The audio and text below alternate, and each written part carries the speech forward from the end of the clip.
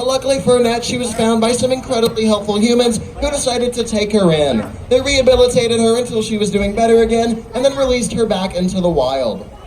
But Annette's story doesn't stop there. She found herself in a similar situation a second time, where she was stranded in need of help, but she was found again by those same people who decided to rescue her, rehabilitate her, and release her a second time.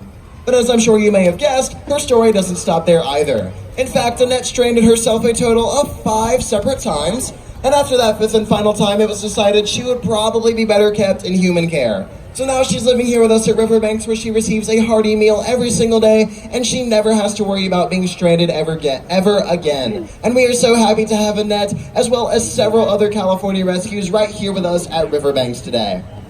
Now there is one more member living here at Sea Lion Landing today. His name is Herman. He is a sea turtle, but he's not a real sea turtle. So you're not going to see him swimming around here in the habitat today, because Herman is actually a giant sculpture made entirely out of marine debris. Something which affects these different marine mammals and a lot of different animals living out in the oceans every single day in some way.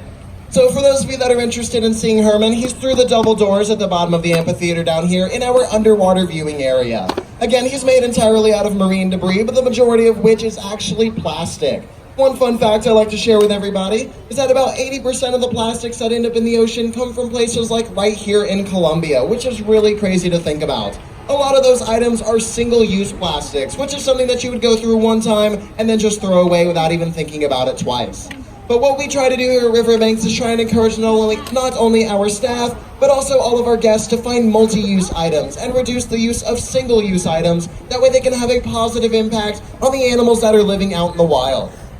For those of you that have any more questions, I would love to answer any of those questions today about how you can reduce your plastic consumption or have a positive impact on any of these animals out in the wild. But our keepers have already wrapped up, so I'm going to go ahead and do the same today. Thank you all so much for joining me this afternoon. You have all been absolutely wonderful. If any of you have any questions, again, my name is Jesse. I'll be located in the underwater viewing area through the double doors at the bottom of the amphitheater, and I would love to talk with every single one of you today. But again, thank you all so much, and have a wild rest of your adventure here today at Riverbanks.